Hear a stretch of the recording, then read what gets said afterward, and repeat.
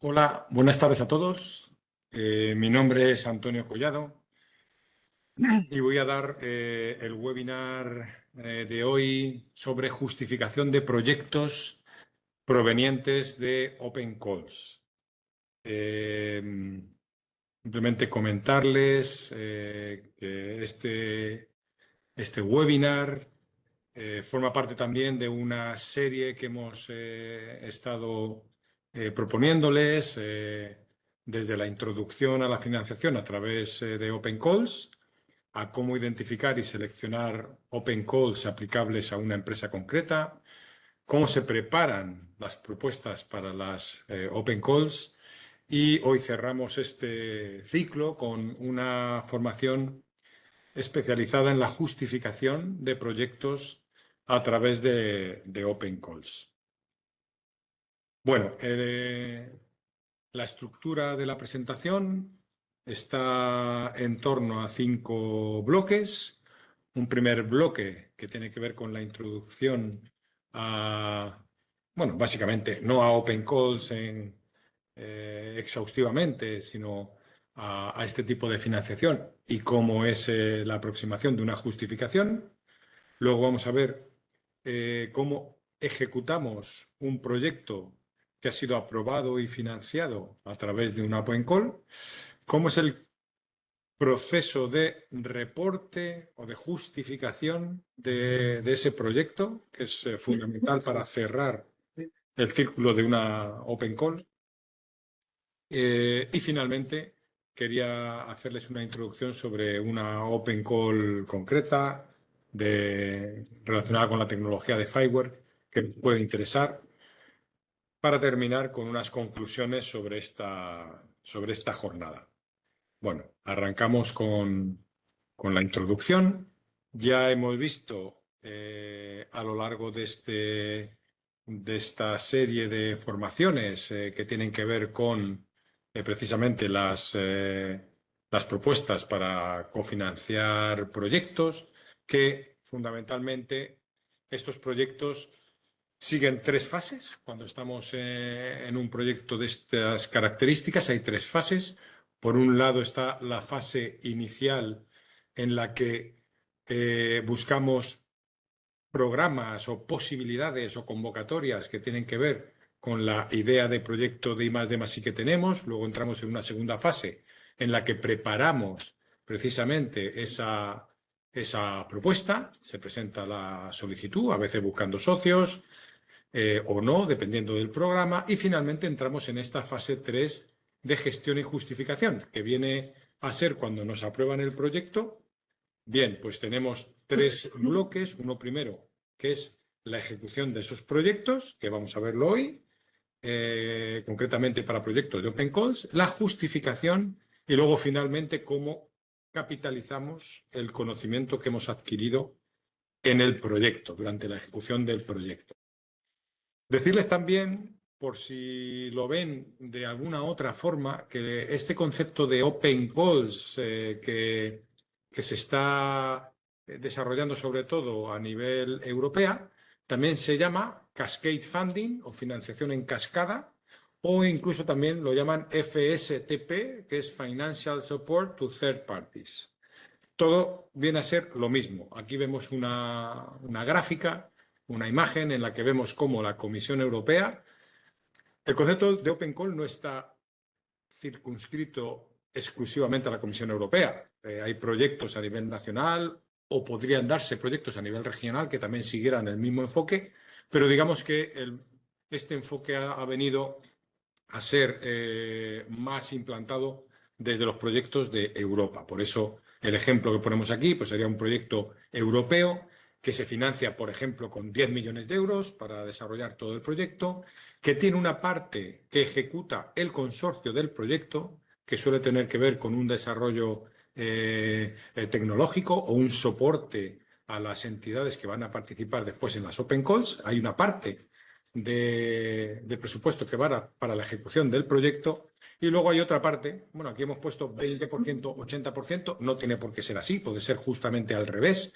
Podría ser un 80% para la ejecución del proyecto y un 20% para distribuir a terceras entidades, pero el caso es que hay una parte del proyecto que va orientada a captar a través de distintas open calls, y de ahí viene el nombre de open call, 1, 2, 3, 4, para captar esos proyectos, esos experimentos individuales que acaban formando parte de una u otra forma de ese proyecto principal y que enriquecen el marco, el alcance del proyecto. Bueno, hay una serie de documentos del proyecto principal. Yo voy a estar refiriéndome mucho al proyecto principal y al experimento. Digamos que en una open call, nosotros si optamos a esta open call, estaríamos optando a ese piloto, experimento o subproyecto dentro del proyecto principal. Entonces, el proyecto principal ya está aprobado cuando nosotros llegamos a esa open call, ya está aprobado y ya tiene una serie de documentos clave que debemos leer y conocer. Son dos documentos, los principales son dos documentos que tienen que ver con cómo se vinculan los socios entre sí y cómo se vincula el consorcio con el proyecto. Un documento es el Grant Agreement, que precisamente viene a vincular al proyecto con la Comisión Europea, y el proyecto que orienta a los socios en el proceso de colaboración dentro de ese proyecto es el Consortium Agreement. Uno es el acuerdo de la financiación y otro es el acuerdo del consorcio. El acuerdo de la financiación pues viene a estructurar y a mencionar y a delimitar cuál es la fecha de comienzo y de fin del proyecto, cuáles son las obligaciones entre la Comisión Europea y el consorcio del proyecto a todos los niveles, desde un punto de vista técnico, económico, cuál es la contribución financiera máxima que va a dar la Comisión Europea a ese proyecto. Digo máxima porque, como vamos a ver luego, siempre vamos a tener un techo máximo, pero podemos estar por debajo de esa financiación si no ejecutamos todo el proyecto. Luego tenemos también la forma de reportar y los periodos de reporte. Estos periodos de justificación vienen establecidos en el Grant Agreement, son fijos desde el inicio del proyecto. Luego hay el trabajo técnico, que viene a ser el Document of Work, el documento de trabajo, y ese DOW que viene a ser el compendio entre la propuesta que se presentó y los cambios que pida la comisión que se deben realizar. Todo eso estaría en el Grant Agreement. Es lo que define el proyecto, básicamente técnico, económico en general. Luego, estos detalles que vienen ahora en el Consortium Agreement son detalles de cómo van a colaborar los socios y cómo va a ser todo el proceso de ejecución dentro del consorcio. No tiene que ver con el proyecto completo que estaría en el Grant Agreement. Entonces aquí hablamos de qué obligaciones tienen unos socios con otros, puede ser de todo tipo, desde un punto de vista de comunicación, la parte financiera, cómo son los pagos dentro del consorcio, cómo es esto que estoy diciendo, la parte organizacional, la parte financiera, cómo se establecen los distintos comités, las reuniones de proyecto, cómo se toman las decisiones dentro del proyecto, qué parte va a un jefe de paquete de trabajo, qué parte va al coordinador del proyecto, qué parte va incluso a un comité de gestión en el que están representados todos los socios. Establecemos unas reglas de justificación para todos los socios. Los derechos de propiedad intelectual se definen aquí entre los distintos socios, a quién pertenece qué cosa, o va a pertenecer del desarrollo futuro. Y también, muy importante, cómo se va a proceder a una resolución de un conflicto interno en el consorcio. Bien, todos documentos son muy importantes porque ya desde la Open Call nos vienen del proyecto principal, del que colgamos. Luego hay distintos tipos, esto es importante también saberlo, que hay distintos tipos de Open Call porque nuestra participación y justificación será diferente. Puede haber proyectos que lo que pretenden es integrar más participantes en este proyecto principal para extender su alcance o abordar tareas específicas, es decir, enriquecen la parte del proyecto principal con más tareas, más actividades que no se tenían en cuenta en el proyecto. Eso puede ser un enfoque. Luego hay otro que puede ser simplemente para startups o scale-ups tecnológicas, un proceso de incubación, de apoyo, de creación de la empresa, de preparación del plan de negocio, de ejecución de un prototipo. Aquí, por ejemplo, hemos hecho nosotros un montón de proyectos de todos los tipos. El anterior, yo recuerdo un proyecto que hicimos que es Cloudflow, que pretendía justamente extender el proyecto con nuevos, a través de una open call, con actividades que no se habían hecho en el proyecto, es decir, el proyecto se ampliaba. Fabulous dimos apoyo a emprendedores en el ámbito de la fabricación aditiva, el 3D printing. Hay otro tipo de open calls, como pueden ser la organización de eventos tipo un hackathon o una actividad que sirva para expandir o difundir el proyecto principal. Eso ahí hemos hecho, por ejemplo, un hackathon en tema de agricultura y digitalización, AgriSland Hackathon. Luego hay otros proyectos que lanzan una open call para desarrollar pilotos, pero no extendiendo, sino nuevos pilotos con lo que ya hay en el proyecto, integración de estos proyectos con las soluciones que se lanzan dentro del proyecto principal, como hicimos en DIH for CPS. Bueno, pues que sepáis que hay distintos tipos y cada tipo luego se realiza, ejecuta y justifica de forma diferente. Singularidades de una open call. Primero, que tiene un proyecto principal. Esto es clave. Es decir, no es un proyecto que presentamos nosotros y nos lo aprueban. No, hay un proyecto principal que es del que emanan cómo hacer ese proyecto. ¿Vale? O sea, es muy importante porque esto no se da en otras convocatorias. En este sí, está ese proyecto principal que debemos conocer y tenemos que adecuar nuestro proyecto de open call a ese proyecto principal. La pregunta es, ¿vamos a ser socios de ese proyecto? Pues hay open calls que pasan por incluirte como un socio más, con lo que vas a tener todos los privilegios, ventajas e inconvenientes de ser un socio más del proyecto. Eso quiere decir que vas a reportar directamente a la Comisión Europea y que vas a formar parte del consorcio troncal. Hay otros donde esto no es así, la mayoría no es así, sino que simplemente venimos a ser un apéndice del proyecto principal. No somos socios del proyecto principal, sino que somos unos meros ejecutores de proyectos piloto. Esto quiere decir que no reportamos a la comisión, sino internamente dentro del proyecto, nada más. Entonces, bueno, lo que decía, de justificación según el perfil, pues si es ante la Comisión Europea porque somos socios o ante el consorcio porque no lo somos. Esto es importante saberlo. Otra singularidad de la Open Call es que, en todo caso, vamos a tener un contacto responsable en el proyecto principal, que será el responsable de la Open Call o el responsable de justo nuestro experimento, que será un socio del proyecto principal y con el que tendremos siempre el contacto a la hora de realizar el proyecto, ejecutarlo y justificarlo. ¿Vale? O sea, es importante que sepamos que vamos a tener un contacto ahí dentro con el que vamos a tener hasta reuniones. Y luego tenemos que saber que el pago de este proyecto no viene directamente de la comisión, si viene a través de este proyecto principal, con lo que es un presupuesto que depende de otro presupuesto mayor. ¿Vale? No es un presupuesto en sí mismo, sino que está vinculado a otro presupuesto del proyecto. Otra singularidad es el establecimiento normalmente de reuniones tanto físicas como digitales, aquí videollamadas periódicas, de seguimiento control, normalmente con el responsable del proyecto principal que lleva nuestro experimento. Todo esto hay que conocerlo, son singularidades de las open calls que no lo hacen precisamente más complicado, sino menos complicado. O sea, que sepáis que todo esto es menos complicado porque los proyectos son más pequeños y la forma de ejecutar y justificar, como os voy a contar a continuación, es más sencilla. Quiero también incluir el concepto de lump sum.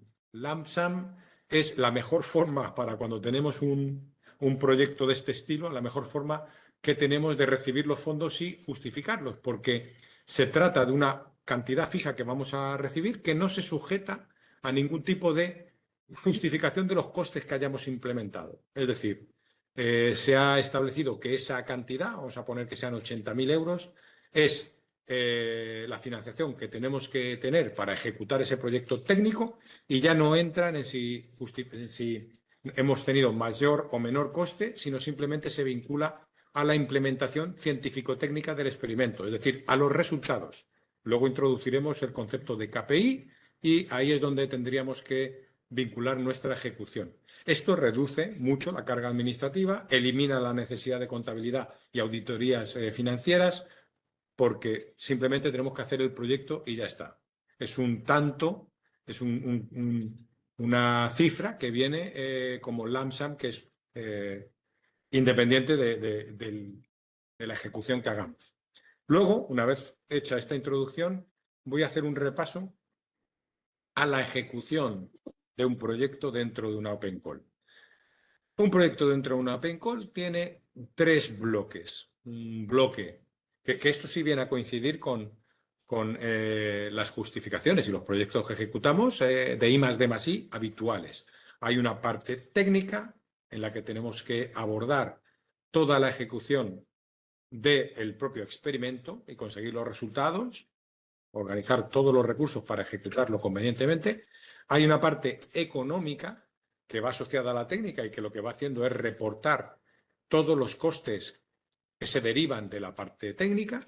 Y luego, esta parte es importante porque además en el caso de una Open Call es doble.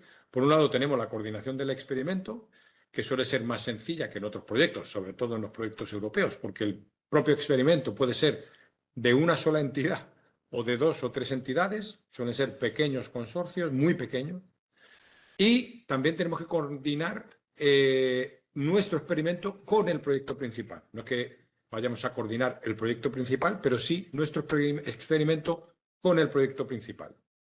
Pero bueno, pues esto serían los bloques de ejecución de un proyecto de Open Call. En cuanto a la parte técnica del experimento, por un lado tenemos nuestra propuesta original, es decir, lo que nosotros presentamos y que es la base que tenemos que ejecutar científico-técnica o tecnológicamente qué vamos a hacer. Esa base se puede retocar a través de esa adecuación de contenidos, plazos y resultados según el proyecto principal. Es decir, puede que el proyecto principal nos diga que eso está bien, pero que tenemos que meter alguna tarea más de coordinación con el proyecto principal si no la hemos metido, o que el resultado tiene que venir así o asado, o que tenemos que incrementar el impacto porque nos hemos quedado cortos dentro de nuestro experimento. Es decir, que puede haber alguna adecuación de nuestra propuesta original, que es la que han evaluado y han aprobado. Es decir, tampoco va a cambiar mucho la propuesta, puesto que la propuesta ya se aprobó. Eso puede ir vinculado a un Gantt, que también puede que se vea afectado según los plazos de los que dispone el proyecto principal para ejecutar el proyecto. Digamos que habíamos puesto a lo mejor 8 meses y nos dicen que tenemos que hacerlo en 7. Vamos, ver si lo podemos hacer. Ahí entramos un poco en una negociación porque si no podemos adecuar nuestra propuesta original a lo que nos demanda el proyecto, a lo mejor el proyecto acaban no aprobándolo. Entonces aquí hay que ser un poco flexible y negociar con el proyecto principal para que podamos recibir los fondos y ejecutarlos. Y luego, evidentemente, la parte técnica pues reflejará unos entregables que son los que hay que presentar al proyecto principal que garantizan, en cierta medida, que el proyecto se va ejecutando acorde a lo planificado. ¿Cuáles son los principales mecanismos para controlar que este proyecto se desarrolle adecuadamente? Bueno, pues en primer lugar, las vías de comunicación, ya sean dentro de la empresa entre los distintos departamentos que participan o de nuestra empresa con algún socio que tengamos y también con el socio del proyecto principal, ¿vale? O sea, hay vías de comunicación, pues normalmente se utiliza el correo electrónico, se pueden utilizar plataformas como esta, un Webex para tener reuniones periódicas viéndonos las caras. Podrá haber reuniones, deberá haber reuniones técnicas para ver cómo evoluciona técnicamente el proyecto. Habrá reuniones de seguimiento, normalmente del coordinador que tenemos como contacto en el proyecto principal con nosotros, para irle aportando cómo va el proyecto en su globalidad.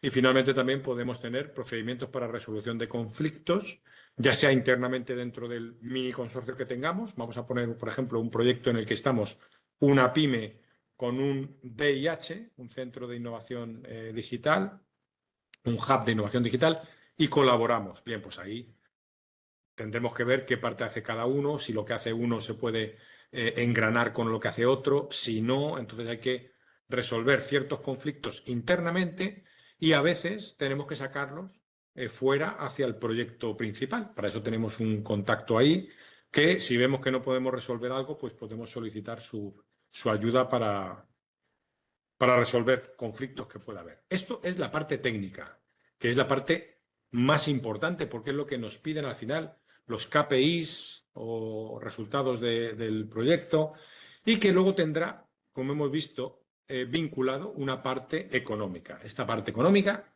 bueno, pues hay un presupuesto que ya hemos presentado con una financiación máxima por cada experimento. También puede haber una financiación máxima por cada tipo de socio en la Open Call, ya sea para la empresa, para el hub.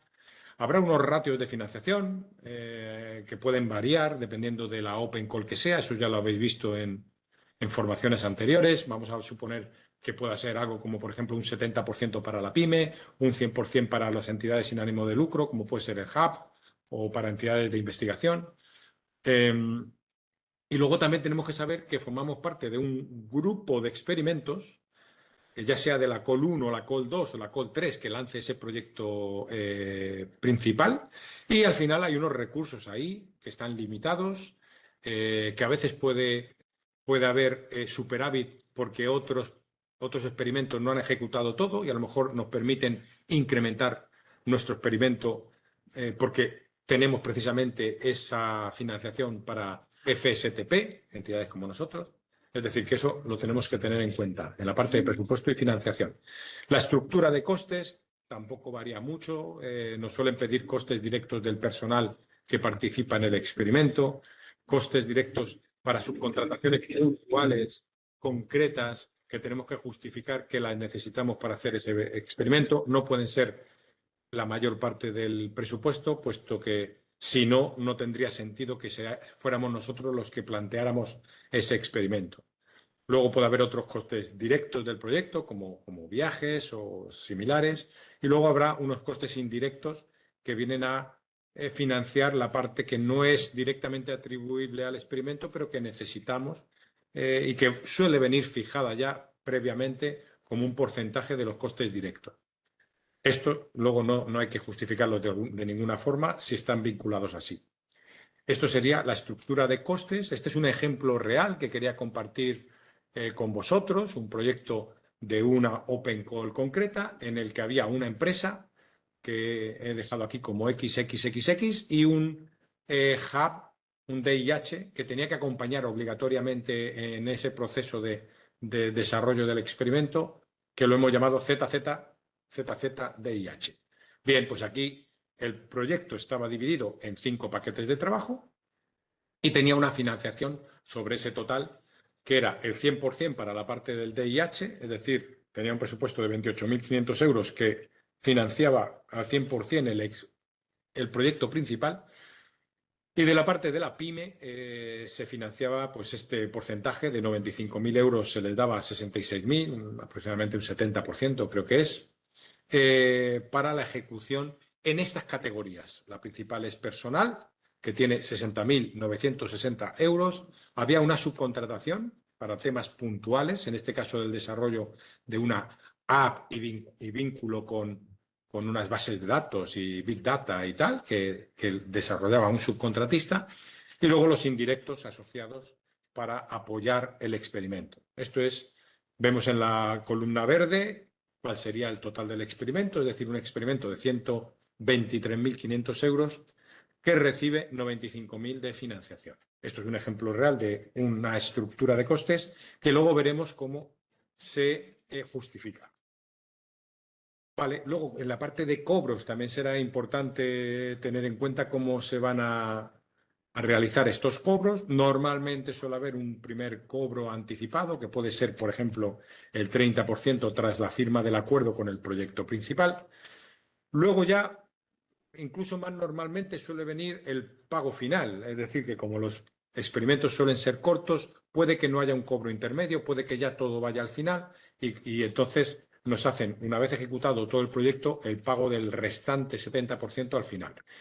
Si es un poquito más largo, pues puede haber todavía un cobro intermedio para la finalización y justificación y aprobación de los entregables que presentemos para esa parte intermedia, y luego quedaría normalmente un cobro final que está pendiente de que lo acepte ya el proyecto final la Comisión Europea. Bueno, esta suele ser una estructura también habitual en la parte de cobros de un proyecto de Open Call.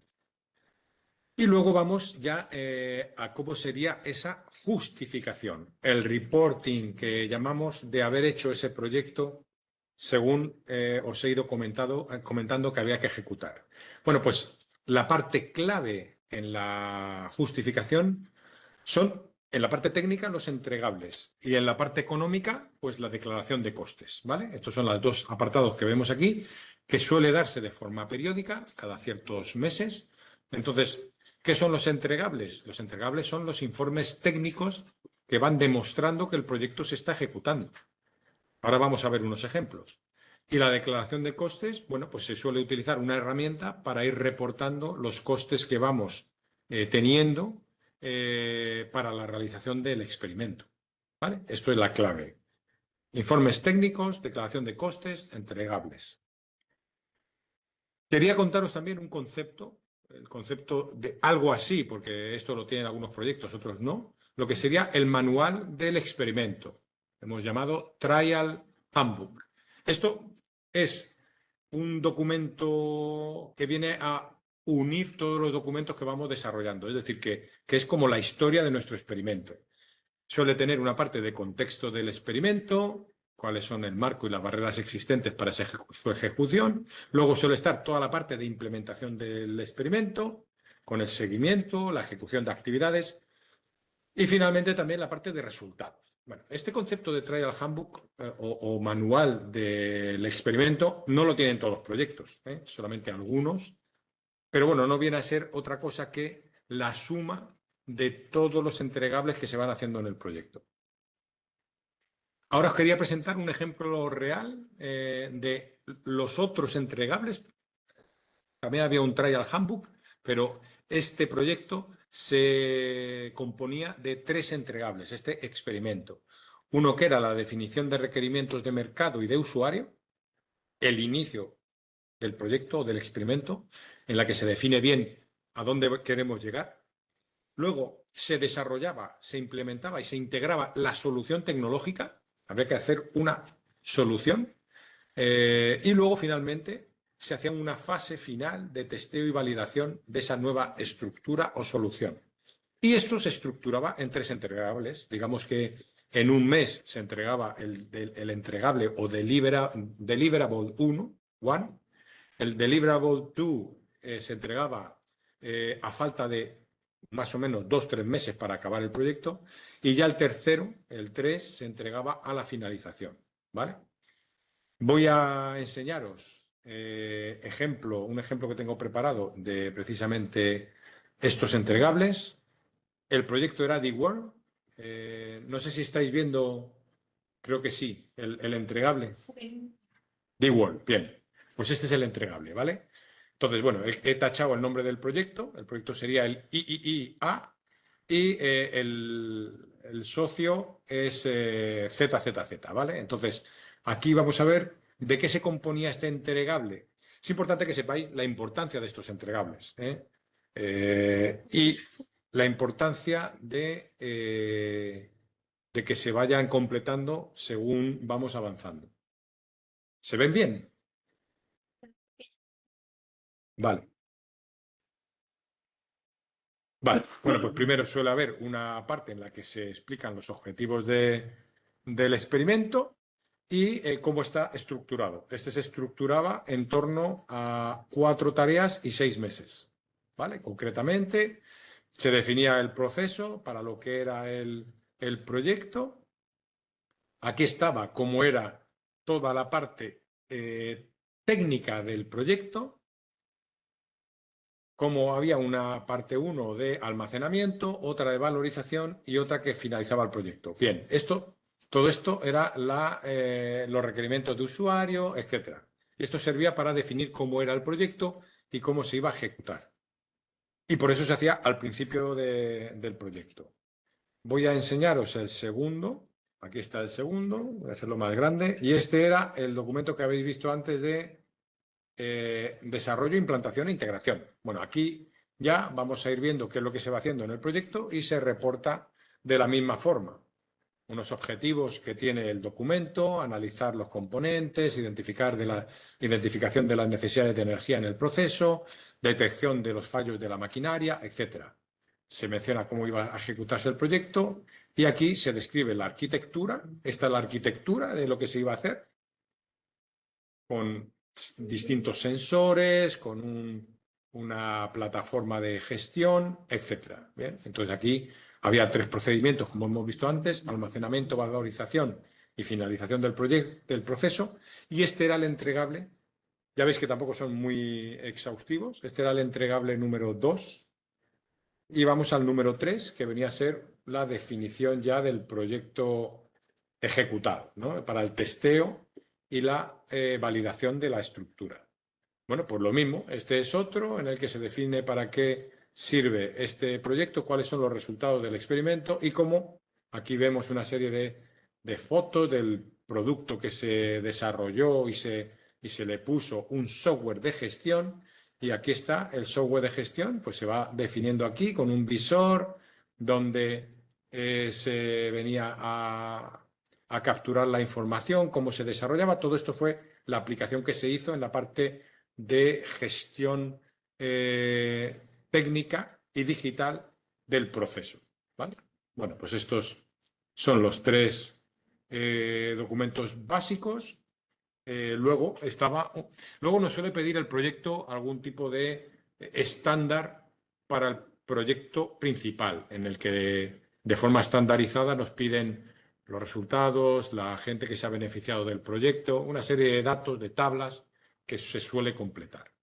Estos serían los entregables. Y luego el concepto ya de justificación, porque daos cuenta que estamos en la parte de reporte.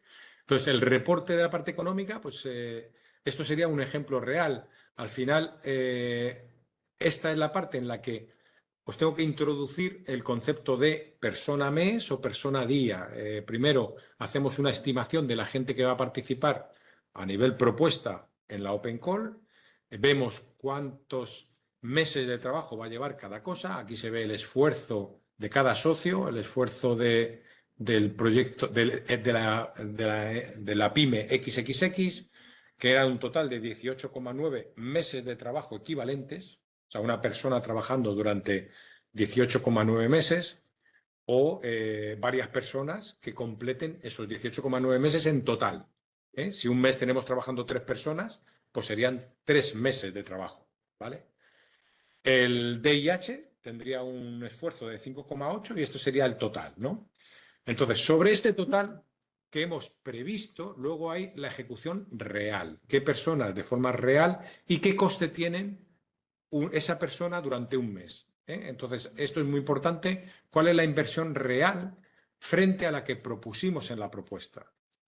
Es decir, yo puedo poner en la propuesta que mi coste mensual son 5.000 entre el coste de la persona más la seguridad social, más todo lo que se añade por parte de la empresa al salario de la persona que iba a llevar el proyecto, pero luego a lo mejor cambio de persona o son 2 personas y una trabaja más que otra, total, que me puede acabar saliendo un coste real distinto. Y el coste real, si es 3.890, pues tendremos que multiplicarlo por los person months que hemos ejecutado realmente. Una cosa es la previsión, esto es la previsión, y la ejecución real pues será otra. Y ahora vamos a ver cómo lo vamos midiendo. Pero que de cara a justificar, no justifica uno lo que dijo hace meses cuando presentó la propuesta que iba a hacer, sino la realidad. Siempre se justifica la realidad. Entonces, bueno, para llevar la realidad, pues vamos poniendo aquí, esto es un ejemplo real de una tabla en el que se va viendo qué esfuerzo vamos aplicando a cada tarea del proyecto. Aquí, por ejemplo, vemos cuándo empieza y cuándo acaba, en qué mes empieza y acaba, la duración total en meses, el esfuerzo previsto sobre el papel que íbamos a tener vamos a ir, por ejemplo, bueno, pues a una tarea, la tarea 1.1, tenía previsto un esfuerzo de 0,25 hombres mes. Entonces, en la tarea, en la celda amarilla de actual effort, que es el esfuerzo real, ahí tendríamos que poner en el mes que toque cuánto hemos aplicado. La base es 0,25, pero podemos aplicar 0,30, 0,2, 0,27. Ahí ya tenemos que ver las horas de verdad que ha trabajado la persona en el proyecto. Y lo vamos poniendo aquí. ¿Vale? Luego, ¿qué pasa? Pues que al final también esto se traduce, esto que aquí es en esfuerzo, se puede traducir luego en coste, multiplicando por el coste mensual o diario, dependiendo de lo que estemos reportando de la persona real, pues tendremos un coste en personal y luego si hay algún otro coste directo de viajes o de lo que sea, lo vamos reportando aquí. Así es como se va reportando, ya sería cada trimestre o al final del proyecto, eso nos lo dirá el proyecto principal, cómo tenemos que hacer ese reporte y luego deciros que es un poquito más complicado si vamos a ser socios, porque si vamos a ser socios no nos quedamos aquí en este enfoque, sino que ya tendríamos que entrar en la plataforma de la comisión, porque seríamos un socio más y tendríamos que reportar nuestros costes, que bien es verdad que se derivan de estas tablas que os he puesto aquí, pero habría que ponerlo directamente en una aplicación que tiene la comisión. Sería parecido, ¿eh? No cambia mucho, pero le metemos un paso más.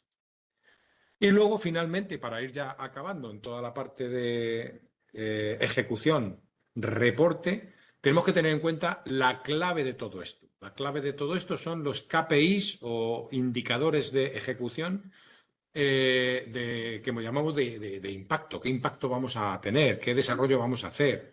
Entonces, aquí, por ejemplo, esto es un ejemplo también real en el que se iba a proveer un proceso de inspección digital para empresas marítimas que tienen que ver con el mar. Entonces, era un proceso de inspección digital de los productos que fabricaban. El KPI 1 era obtener una aplicación operativa que evalúe automáticamente las condiciones de una instalación o de un producto marítimo.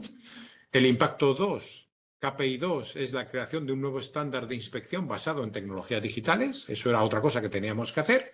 La implicación de al menos 5 entidades técnicas de la Unión Europea y presentar los resultados de todo el proyecto al menos a 20 empresas que sean fabricantes en el ámbito marítimo de España, Portugal, Francia e Italia. ¿Vale? Eso también era una imposición de un resultado que teníamos que hacer.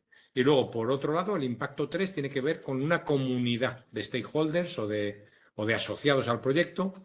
Entonces, la idea era proveer los servicios de evaluación a 5 empresas o 5 entidades y proveer los servicios de evaluación a 10 fabricantes de barco o propietarios de barcos. Una parte era barcos.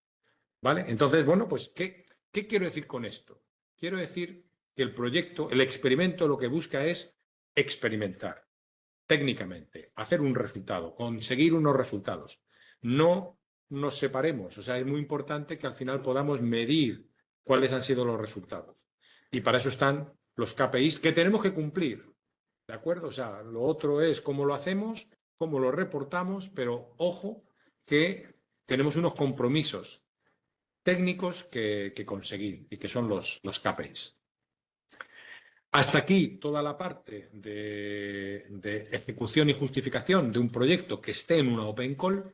Quería daros unos brochazos de una Open Call que hay ahora mismo abierta, de hecho abre mañana, que es una Open Call para comunidades inteligentes alrededor de espacios de datos europeos.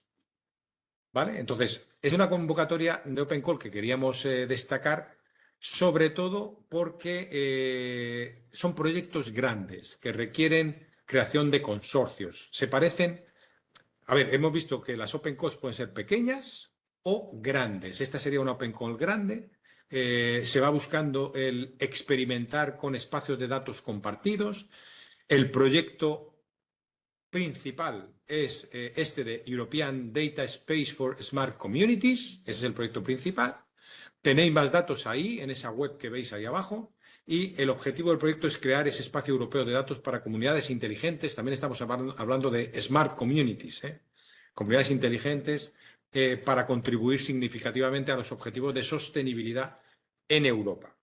Y hace hincapié a la co-creación, por eso tenemos que generar un consorcio que aporte valor en co-creación, en normalización, en creación de modelos de negocio, en estrategias de espacios de datos. Lo que tenemos que proponer es un espacio de datos compartido en un entorno alrededor de una tecnología para lo que denominamos Smart Communities. Creo que es muy interesante, básicamente porque además son proyectos muy grandes, ¿vale? Aquí está la primera Open Call. Va a haber varias Open Calls seguidas. No sé si son 3 o 4 seguidas. Cada 3 meses va a haber una. La primera abre el 1 de junio, mañana, cierra el 31 de agosto. Tenéis una call informativa el 12 de junio. Si queréis apuntaros, ahí tenéis cómo hacerlo. Y van a aportar el 50% de financiación para esos consorcios, esta Open Call, y con hasta 1,5 millones de presupuesto por parte del proyecto o el experimento que se presente. Son grandes, habría que colaborar. Os invito a que nos contactéis si queréis que trabajemos juntos en algún ámbito. Los objetivos del piloto es que al menos hay que tocar 2 de estas áreas. Os había dicho que era un tema muy de sostenibilidad y está muy vinculado al European Green Deal, que es el ámbito europeo verde y la estructura de dónde quiere llegar Europa y municipios y comunidades para ser más sostenibles. Entonces, bueno, pues os invito a que leáis parte del European Green Deal para saber de qué estamos hablando, pero al menos hay que tocar 2 áreas. Aquí hay unas cuantas ejemplos, pero pueden incluir otros ámbitos, como os he dicho, del Green Deal. Estamos hablando de predicción del tráfico, predicción de la movilidad, planificación de la movilidad sostenible, servicios de datos relacionados con tiempo, clima, fenómenos meteorológicos extremos, algo así. También estamos hablando como potencial uso la gestión de flujos de energía, todo lo que tiene que ver con energía en una ciudad, en una comunidad, en un edificio, acciones de contaminación cero. Esto está muy en boga. Lo bueno sería incluir también dentro del consorcio un ámbito regional o territorial donde queremos hacer este proyecto piloto de contaminación cero y cualquier otro ámbito de lo que se llama la iniciativa New European Bauhaus, que tiene que ver con el diseño urbano, la gestión de edificios, de servicios públicos, etcétera, etcétera. Todo muy green y nos parecía interesante. Por poneros un ejemplo de algo muy potente, muy interesante, vinculado a Open Calls y que está ahora mismo abierto, es que abre mañana y tenemos 2 meses o podemos ir a las siguientes convocatorias que van a extenderse más allá. Creo que llegan hasta marzo del año 2025. Y para finalizar la charla, quería daros una transparencia con conclusiones de la charla que he dado hoy.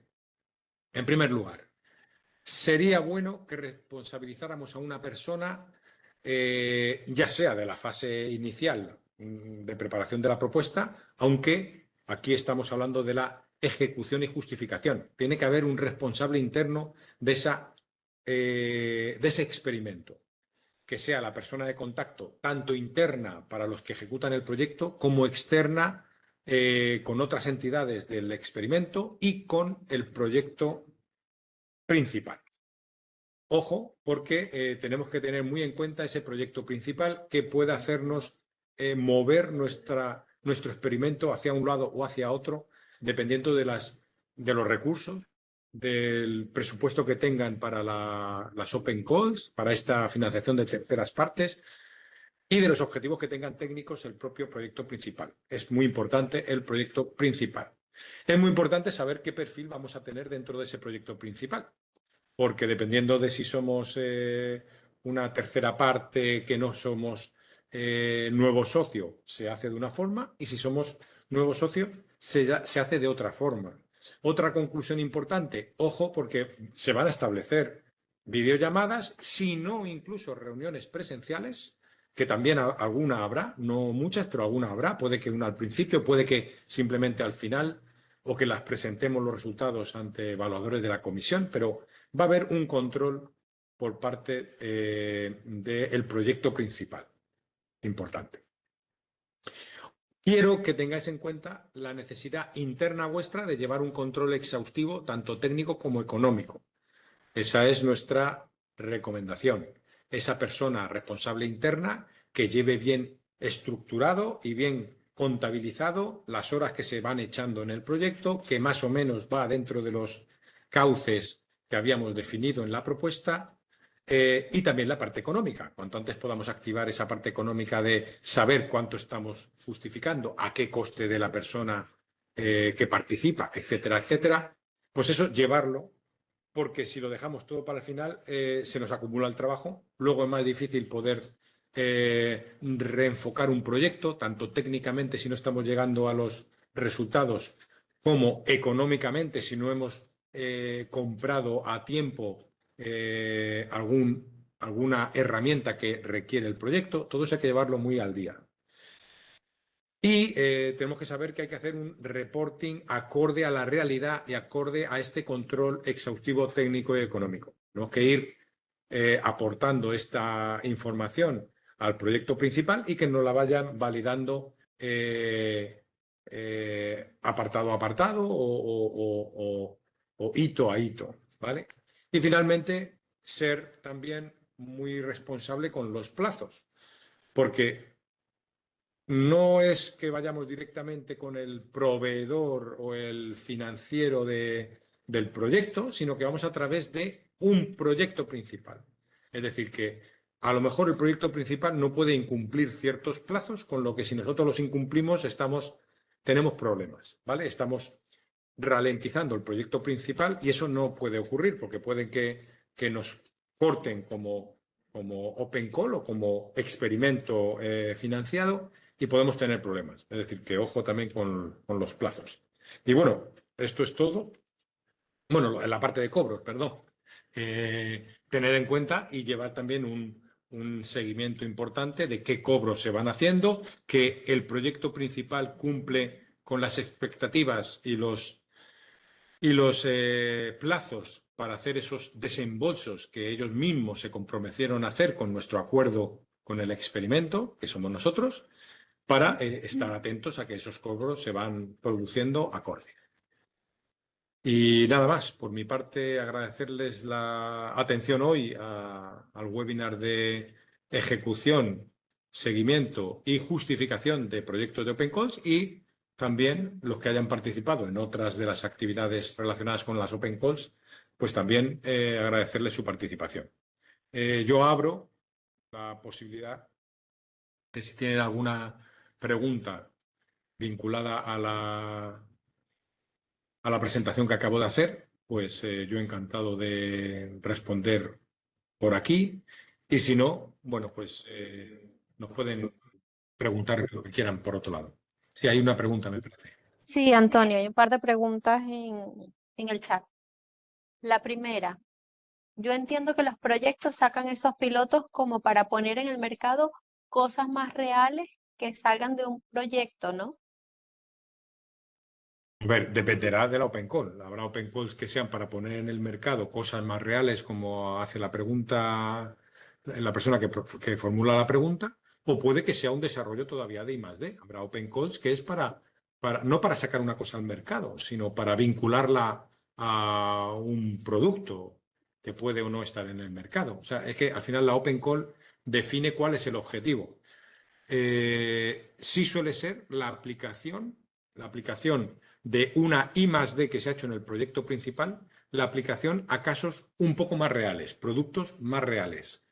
O sea que, en cierta forma, depende de la Open Call y en la mayoría de los casos, más o menos lo que ha preguntado la persona que ha hecho la pregunta, sí, tiene que ver con productos que se aplican más en un entorno real. Vale, tenemos una segunda pregunta. ¿Se tiene que justificar la experiencia de las personas que se han metido en la partida de coste de personal del presupuesto? No, no, en una Open Call no nos suelen pedir eso. Si lo piden en la propuesta inicial. Luego ya la parte de ejecución no nos van a pedir ya detalles de la persona que ha participado, si tiene experiencia previa, no tiene. Al final lo miran más como resultados del proyecto, si se han alcanzado los KPIs que decíamos, si se han hecho, muy importante, todos los entregables, que es la forma que tiene el proyecto principal de medir que el proyecto se está ejecutando. Si hemos hecho todo eso y tenemos las personas que han participado y lo que han ejecutado, eso sería suficiente. Vale, tenemos otra. ¿Cómo se seleccionan las personas que evalúan las propuestas de la Open Call? ¿Es personal que ejecuta el proyecto madre? A ver, suele ser, suele ser. Al final estamos hablando que lo decide el proyecto principal. Hay proyectos principales que deciden que la Open Call la evalúen los propios socios del proyecto, eligen una o dos personas de cada una de las empresas que forman parte del proyecto y se hace la evaluación interna.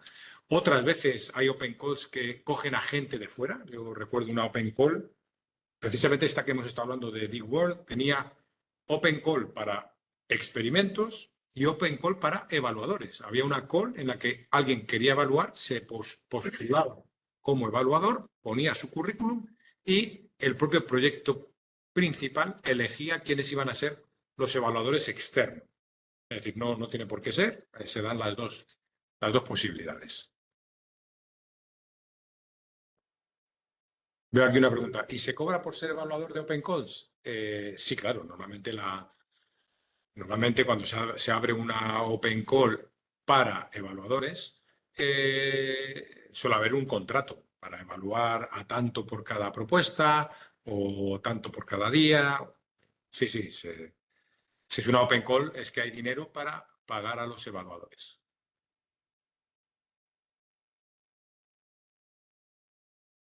Bueno, si no hay más preguntas, pues cerramos aquí la charla y nada, decirles que tanto a la Open Call que hemos estado mencionando aquí de Smart Communities, como cualquier duda que puedan tener alrededor de las Open Calls, pues nos pueden contactar.